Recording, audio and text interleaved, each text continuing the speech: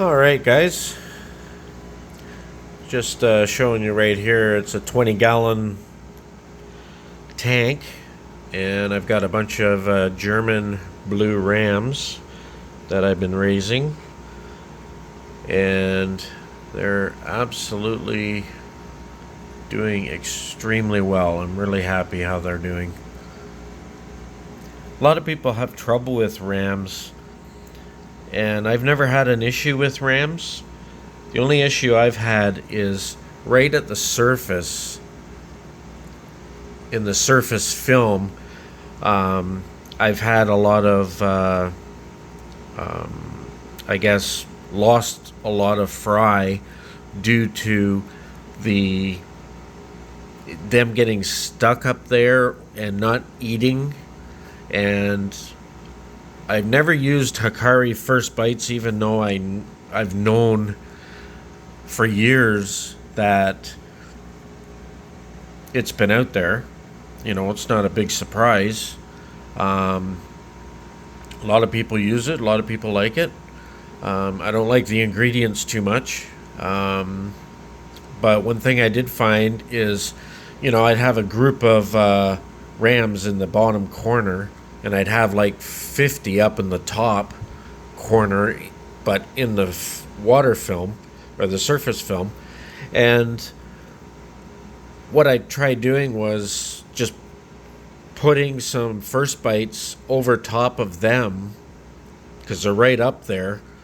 And I've had a lot of success doing that. It seems that, I feed the First Bites and you can actually see them eating it. And then the next day I come out and to check on them, and they're down here with the group that was already down here. So it's really cool. So these guys have already eaten, and they keep looking at me like they want to eat more. As far as temperature, I keep my temperature at 85 degrees for these guys.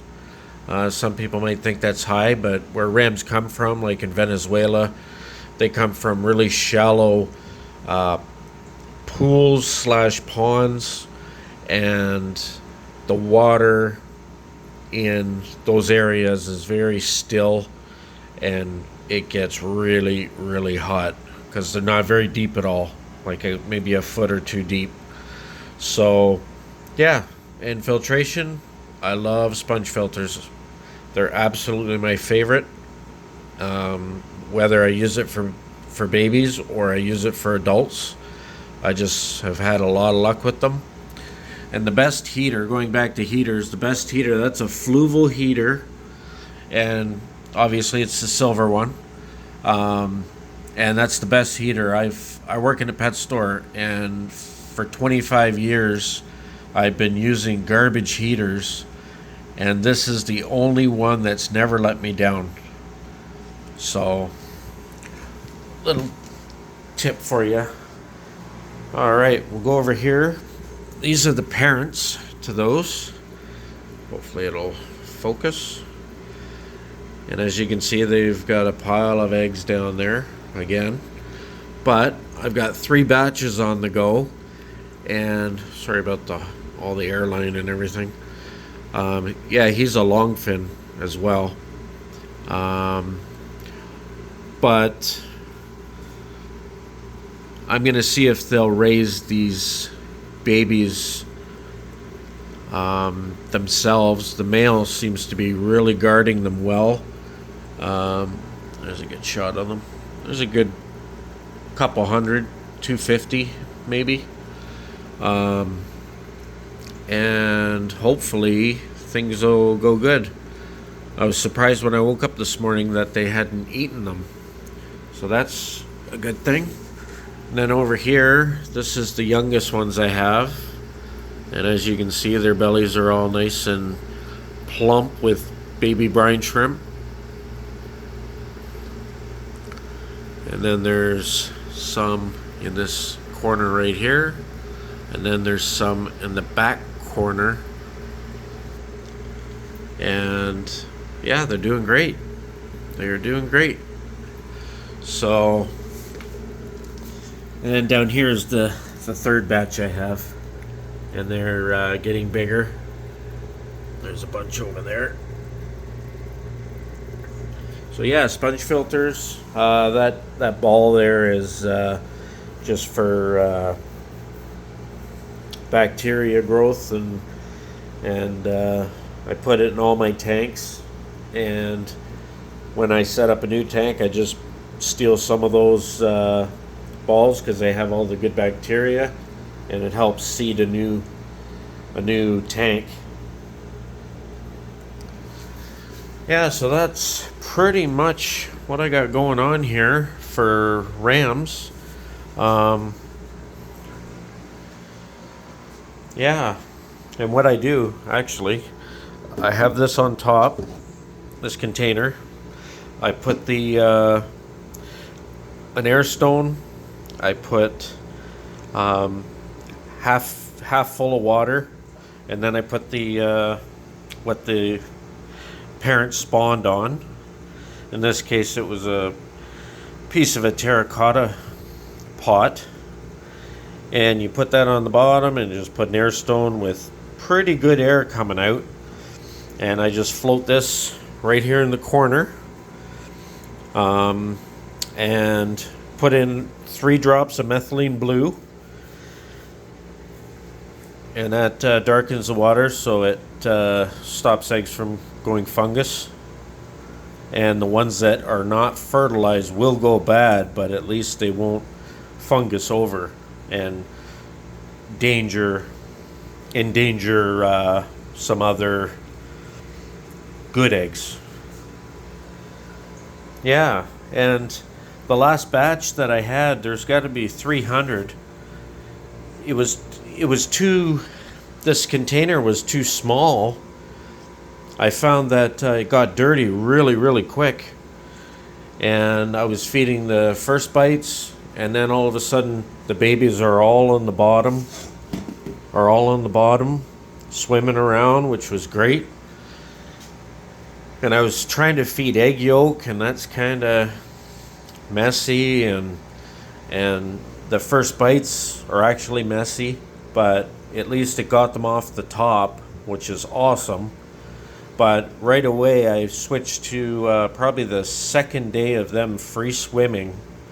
Most people feed them on first bites and infusoria and egg yolk for like a week, which I found totally unnecessary. I have had very few losses with this batch, and I find that as long as you got the newly hatched brine shrimp you can get that just hatched, I put some in there, and right away they went for it, and I zoomed in really close and I could see them eating them, no problem.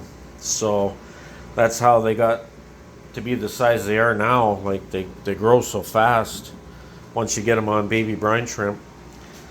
But yeah, so that's my ram project. I've been breeding rams for years and years. I find they're very easy to breed. I've never had too many problems. The odd time I had some black ones, and I found the black they must have a weak genetics to them, because they get bloat really easy. They die really easy. I don't feed frozen bloodworms at all, because that's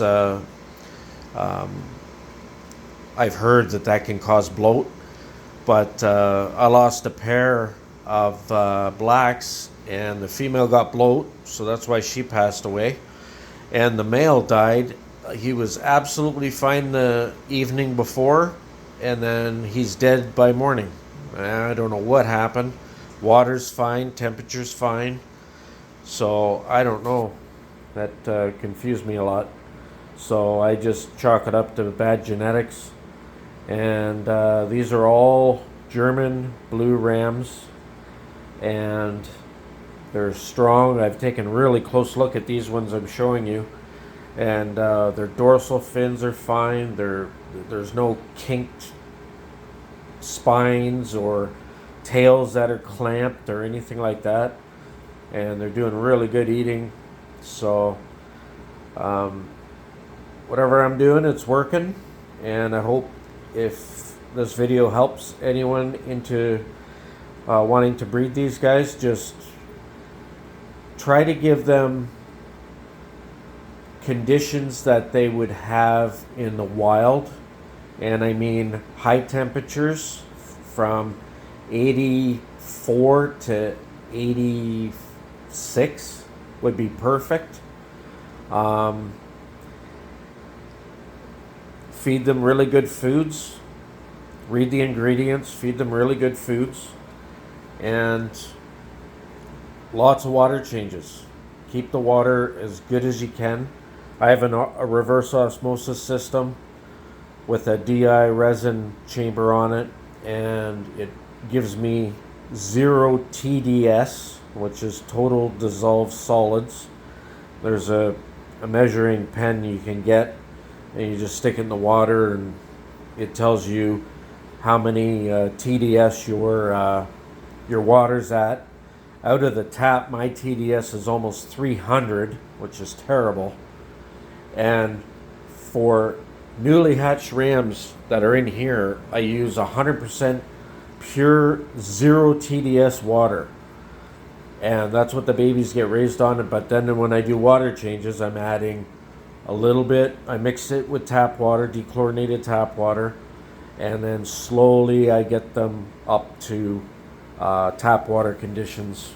And they seem to handle that quite well. So, yeah. So, hope this video helped anybody. Please leave a comment down below if what I'm doing you think is right or wrong, or you have any suggestions, or yeah. So, thank you for watching, and talk to you soon.